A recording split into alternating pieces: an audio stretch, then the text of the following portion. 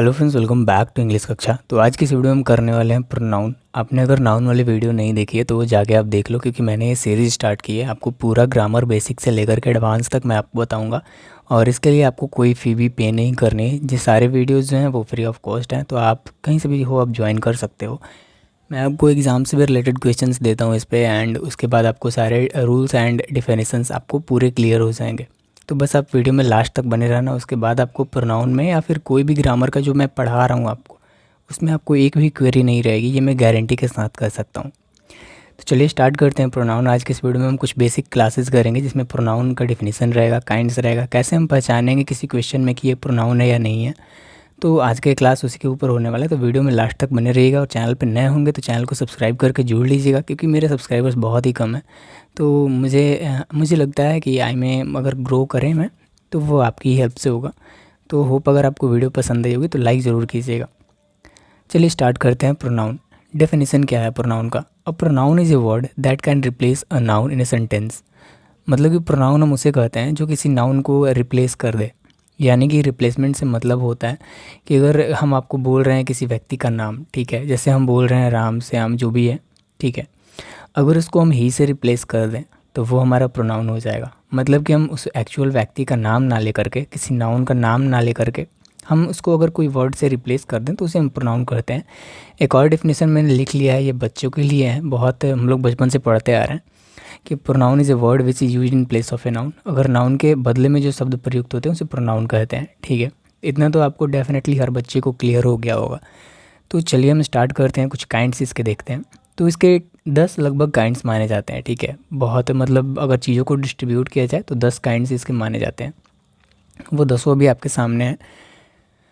First है personal pronoun, second है distributive pronoun, third है डिमोन्स्ट्रेटिव प्रोनाउन, फोर्थ है इंडेफिनिट प्रोनाउन, फाइव्थ है रिफ्लेक्सिव प्रोनाउन, सिक्स्थ है एम्फैटिक प्रोनाउन, सेवन्थ है रिलेटिव प्रोनाउन, एट्थ है इंट्रोगेटिव प्रोनाउन, 9 है एक्सक्लेमेटरी प्रोनाउन एंड 10 है रेसिप्रोकल प्रोनाउन। इसकी सीक्वेंस इधर उधर हो सकती है, ठीक है, लेकिन जो भी आपको समझना क्या है कि कौन सा कौन प्रोनाउन है, किसको कैसे पहचाने, तो वो आप सीक्वेंस के अनुसार उसको अरेंज कर सकते हो।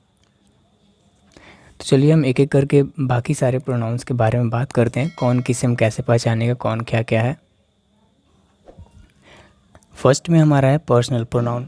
तो आपको इससे ही ज्ञात हो रहा होगा कि आखिर ये कहना क्या चाह रहा है। पर्सनल मतलब होता है सेल्फ, ठीक है। तो पर्सनल प्रोनाउन मतलब होता है कोई भी बात अगर सेल्फ होगी तो उसे हम पर्सनल प्रोनाउन में कैटेगराइज करेंगे। एग्जांपल्स इसके ले लेते हैं। आई हो गया, जैसे यू हो गया, ही हो गया, एट्सेट्रा, जो भी आप ले सकते हो वो पर्सनल होगा, ठीक है। अगर किसी चीज़ की पर्सनली बात हो रही है तो उसे हम लोग आई, यू, ही, एट्सेट्रा से हम लोग कैटेगराइज कर देंगे। सेकंड हमारे पास है डिस्ट्रीब्यूटिव प्रोनाउन। इसमें क्या आता है? इसमें आता है ईच, आइदर, नाइदर वगैरह। तो यहाँ पे देखिए ईच लिख देते हैं हम यहाँ पे, सॉरी, ईच, आइदर, नाइदर। तो अगर ये कहीं भी आपको किसी भी सेंटेंस में दिख जाए तो आप समझ जाना कि ये डिस्ट्रीब्यूटिव प्रोनाउन है, ठीक है। ईच का प्रयोग कब होता है? यानी कि अगर लेट भी दो, जैसे दो, मान लीजिए दो सेंटेंसेज है, ठीक है। अगर जैसे एग्जांपल ले लें, each of the boys gets a prize, मतलब उन दोनों बॉयज़ जो थे उनमें से दोनों बॉयज़ ने प्राइज़ लिया, ठीक है। तो प्राइज़ में इच और आइदर या नाइदर, आइदर मतलब होता है और आइदर के साथ और लगता है, नाइदर के साथ नॉर लगता है। तो ये सब हम लोग डिटेल वीडियो में करेंगे, जितने भी रूल्स एंड रेगुलेशंस हैं। आपको अभी बेसिक में समझा देता हूँ क्या है ये।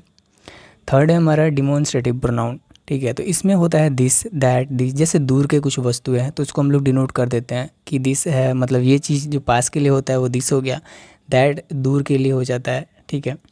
जैसे हम एग्जांपल लेते हैं, this is a present from my uncle, ठीक है। This is a present from my uncle, मतलब मेरे अंकल की तरफ से ये एक मेरे लिए प्रेजेंट है, ठीक है। तो इसमें आ जाता है दिस, दैट, दिस, दैट।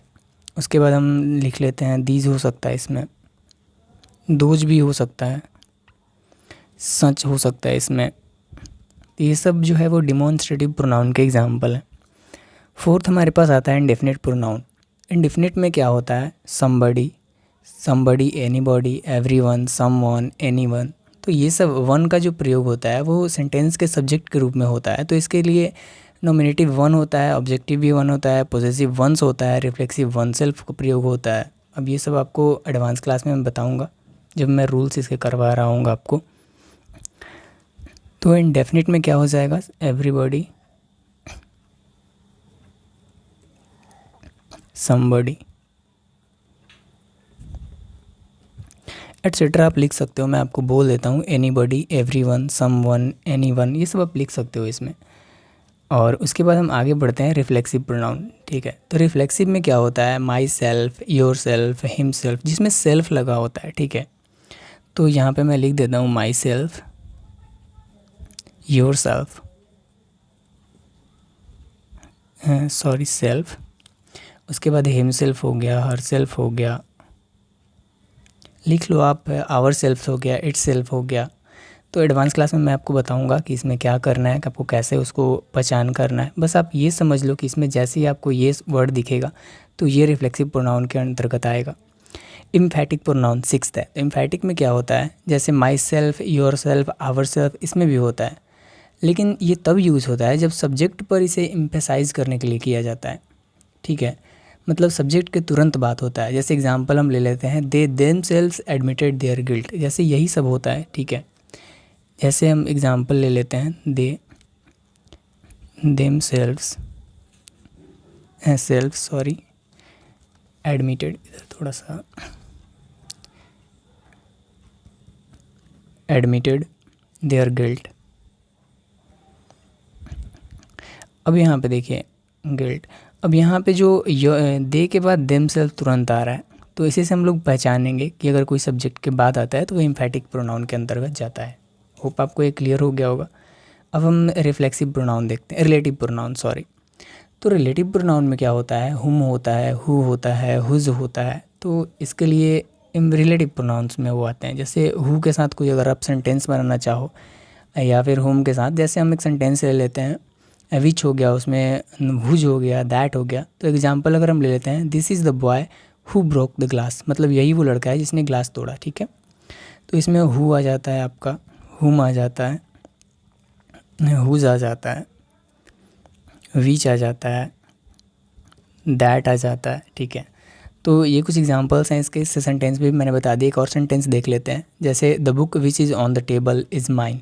ठीक है, और दैट का प्रयोग भी इसी से रिलेटेड होता है। जैसे this is the boy that broke the glass. ठीक है, इसमें दैट के भी हम लोग एग्जांपल आपको दिखा दिए। दैट का भी यूज़ होता है, लेकिन अगर वो मानव जाति, ठीक है, अगर वो लड़का है, मतलब लिविंग थिंग से मानव जाती है, या किसी ऑब्जेक्ट है, वस्तु है, तो हुई या विच के बदले में इसे यूज़ किया जा सकता है दैट को। ठीक है, जैसे हमने आपको भी एग्जांपल बताया था, this is the boy who broke the glass. अब बस हम इसको हम दैट के लिए कैसे लिख सकते हैं, दैट के साथ, तो this is the boy that broke the glass. इससे भी सेम ही सेंटेंस आपका क्लियर होता है। तो आपको इसको ध्यान में रखना पड़ेगा।